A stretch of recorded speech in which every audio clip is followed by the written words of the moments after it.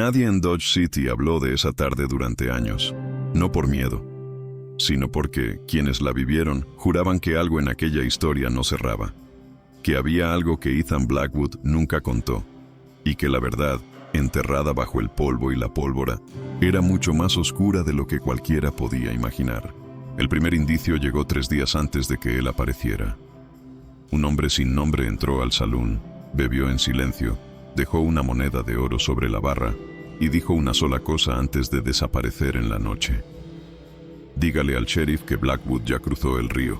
Nadie supo cómo ese hombre conocía el nombre. Nadie lo había visto antes. Y lo más extraño, nadie lo volvería a ver después. El sheriff Dolan no durmió esa noche. Caminó hasta el fondo de su oficina, abrió el cajón que no abría desde hacía 7 años y sacó un sobre sellado con cera negra. Lo miró largo tiempo, luego lo guardó de nuevo sin abrirlo, porque había cosas en ese sobre que todavía no era momento de revelar. La tarde en que Ethan llegó, el cielo tenía un color que los viejos de Dodge City reconocían. No era el naranja de un atardecer común, era ese rojo oscuro, casi morado, que solo aparecía cuando algo irreversible estaba por ocurrir. Los niños fueron llamados adentro sin que sus madres pudieran explicar exactamente por qué. Solo sabían que debían hacerlo. Se escuchó primero un trote lento, deliberado, como el latido de algo que lleva mucho tiempo muerto y de repente vuelve a moverse. Y entonces apareció al final de la calle, un hombre sobre un caballo negro sin herrajes, sin monograma, sin ninguna marca que permitiera rastrear su origen. El caballo no tenía nombre, o si lo tenía, Ethan nunca se lo dijo a nadie. Lo primero que notaron fue la mano.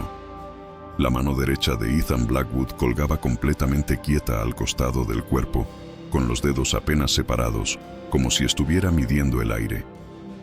Un vaquero que lo vio desde la ventana de la barbería le dijo esa noche a su esposa: era la mano de alguien que ya tomó la decisión, no la de alguien que todavía está pensando. Desmontó, y en el momento en que sus botas tocaron el suelo, el viento se detuvo. No amainó, se detuvo, como si hasta la naturaleza estuviera esperando ver qué pasaba a continuación. Nadie se acercó a saludarlo. Nadie le preguntó de dónde venía. Pero todos notaron lo mismo. Ethan Blackwood no miraba los edificios, no miraba las ventanas, no miraba el salón. Miraba el suelo. Específicamente, un punto en el centro de la calle principal, frente al asta de la bandera. Y en ese punto no había nada, solo tierra seca y agrietada. Pero él lo miraba como si viera algo que los demás no podían ver. La señora Harrow, que llevaba 40 años viviendo en Dodge City y había visto cosas que habrían quebrado a cualquier hombre, salió de su tienda, cruzó la calle sin que nadie se lo pidiera y le puso una mano en el brazo. No dijo nada. Él tampoco.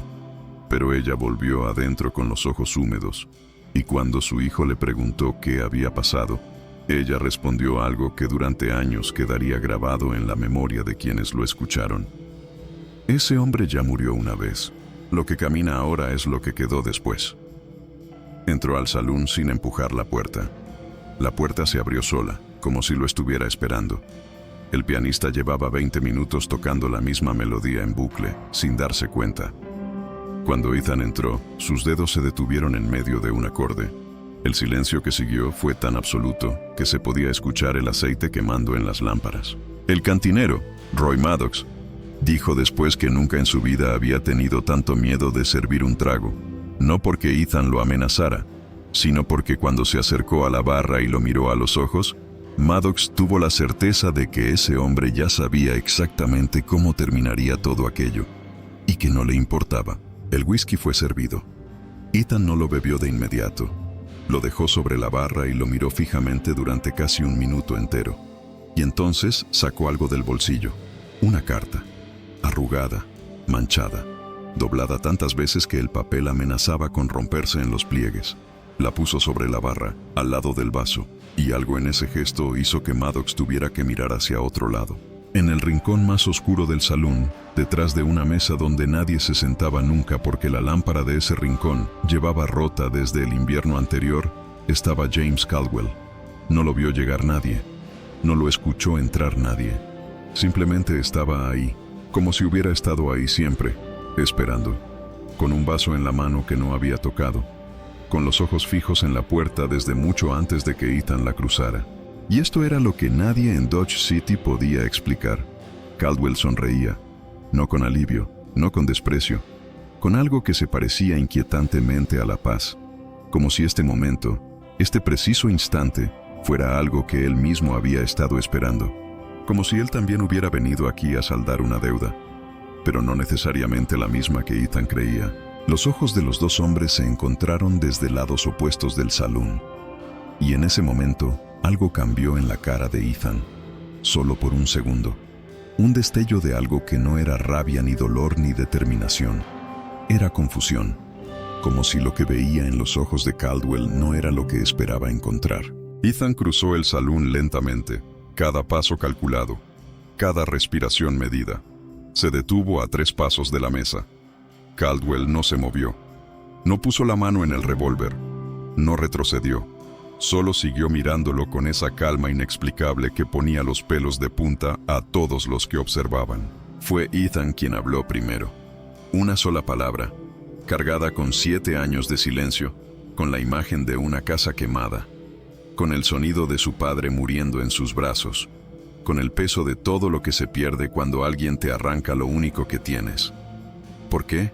Caldwell bajó la vista al vaso. Lo giró lentamente entre sus dedos, y cuando levantó los ojos de nuevo, ya no sonreía. Lo que había en su cara ahora era algo mucho más difícil de leer.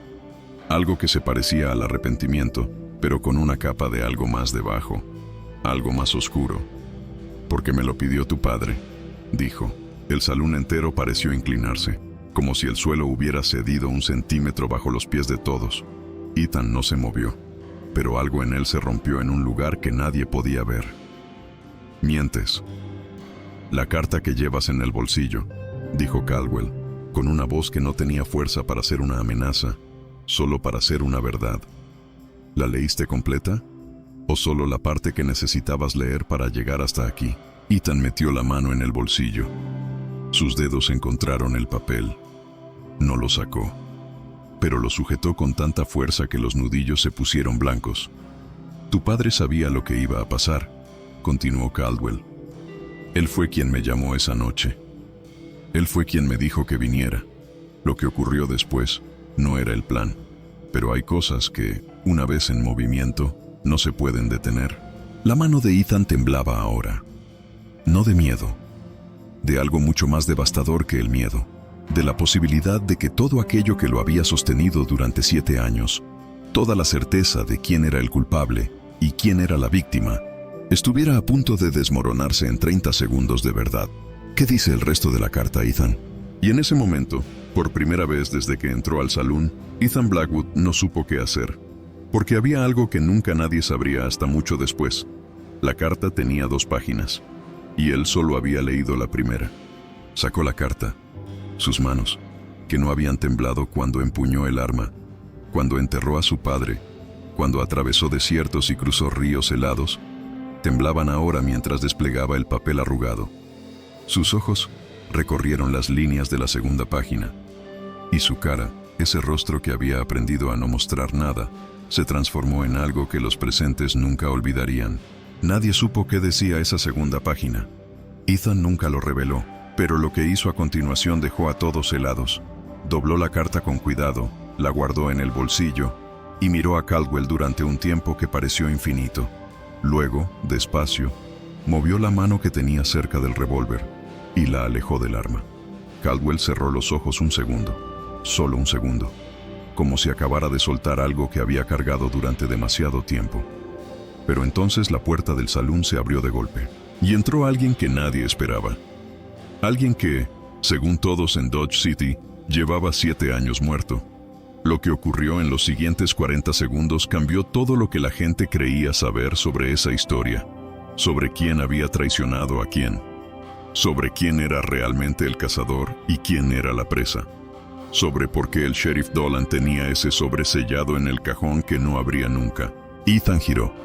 Y en su cara no había rabia, no había sorpresa, solo la expresión de alguien que finalmente entiende el tablero completo, después de haber jugado a ciegas durante 7 años. «Sabía que vendrías», dijo, con una voz que sonaba como tierra fría. El recién llegado avanzó.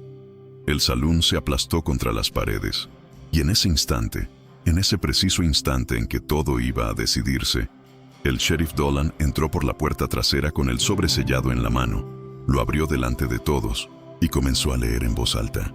Lo que leyó duró 4 minutos. Cuando terminó, el salón quedó en un silencio diferente al de antes. No era el silencio de la tensión, era el silencio de las personas que acaban de entender que la historia que creían conocer era solo la mitad, y que la otra mitad era infinitamente más complicada, más trágica y más humana de lo que cualquiera podría haber imaginado. Ethan Blackwood recogió su sombrero del suelo. No recordaba haberlo tirado. Miró una última vez a los ojos del hombre que había venido a matar, y del hombre que había creído muerto, y del sheriff que guardaba secretos que no eran suyos para guardar, y salió del salón sin decir una sola palabra más. Esa noche, alguien clavó un papel en la puerta del salón. Nadie supo quién lo puso. Decía solo esto: la deuda está saldada, pero no de la manera que ninguno de ustedes cree. A la mañana siguiente, Ethan Blackwood había desaparecido de Dodge City. Su caballo no estaba en el establo. Su cuarto en el hotel no había sido ocupado. No había rastro de él en ninguna dirección. Solo quedaba la carta, doblada sobre la barra, junto al vaso de whisky que nunca terminó de beber. El cantinero Maddox la guardó durante años sin abrirla, y cuando finalmente lo hizo, justo antes de morir, llamó a su hijo, señaló el papel y le dijo: «Ahora entiendo por qué ese hombre sonreía». Y no explicó nada más.